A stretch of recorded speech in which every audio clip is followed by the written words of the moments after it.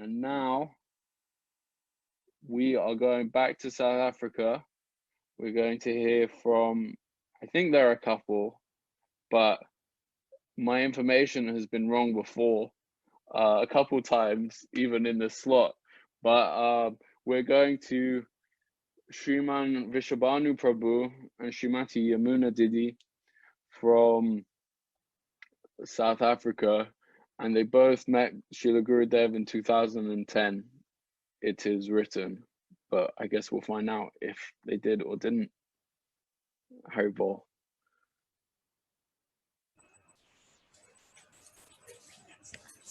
Dhanyavad pranams to all devotees around the world, and Vrsabhanu Prabhu to South Africa.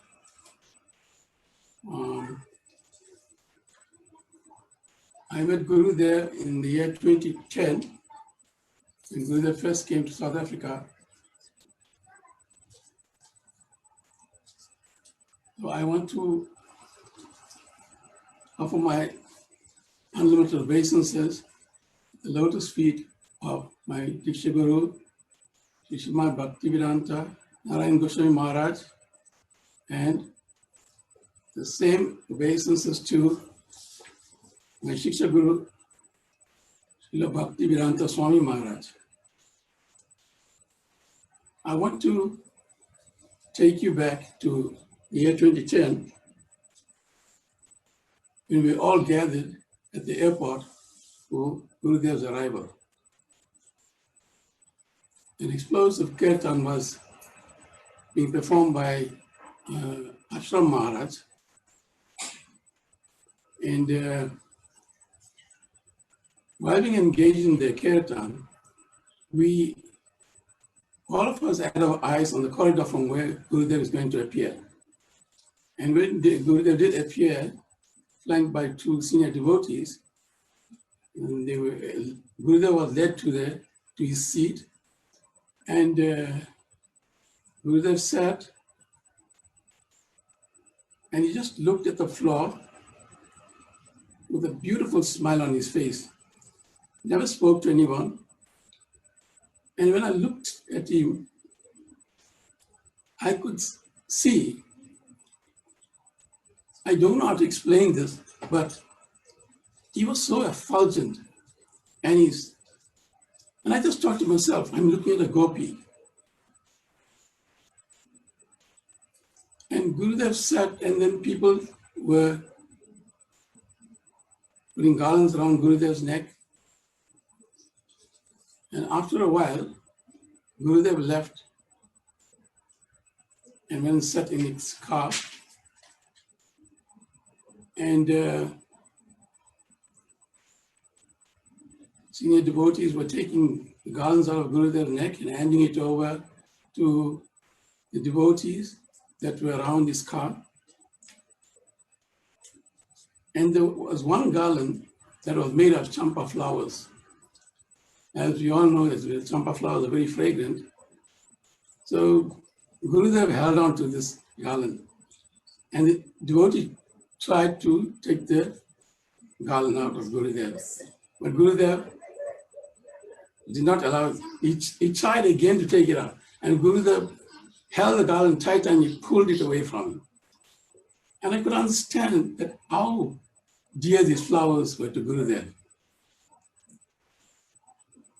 Gurudev was not talking, he was just smiling and holding on tight to the flowers. It was as if a little child was holding on for dear life to his candies and not want to let it go. And thereafter Gurudev's car left, and we all were just standing with mixed feelings. And thereafter we all proceeded to our cars. And the second incident was when we were following Gurudev on his morning walk in Pinetown. As we were walking, we approached a kadamba tree. a frangipani tree. And Gurudev stopped and he told one devotee, he pointed at, there was one bunch of flowers only on the tree. There was no other flowers. And Gurudeva pointed at its flowers and he told the devotee, can you get that for me? And this devotee walked towards the tree, and I could see from his action that he was going to hold the trunk of the tree and shake the tree because it was not possible to climb the tree. So before he could even touch the tree, that bunch of flowers fell from the tree. And to our amazement, this devotee picked the flowers up, brought it to Gurudeva, and handed it over to him. And Gurudeva smiled and took the flowers and immediately smelled the fragrance of the flowers.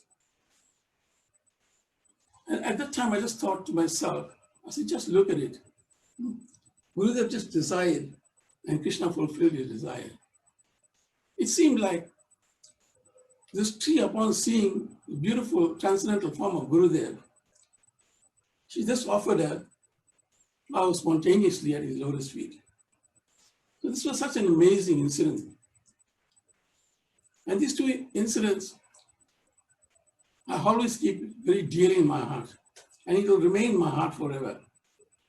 And thereafter, we took Gurudeva gave us Diksha initiation to my wife, myself, my daughter, Harinam initiation to my youngest son, and thereafter in Joburg, Gurudeva gave Diksha initiation to my son Mukunda, who was just talking previously, the one that was visiting the brothels.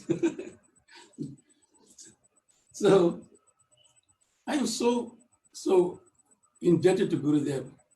Because from that day onwards, I never gave up chanting. I never gave up reading the Harikatha, thinking of him. But although I'm doing all this, but it seems like a droplet in the ocean. For Gurudeva's qualities are so glorious, and I am so unqualified to glorify him.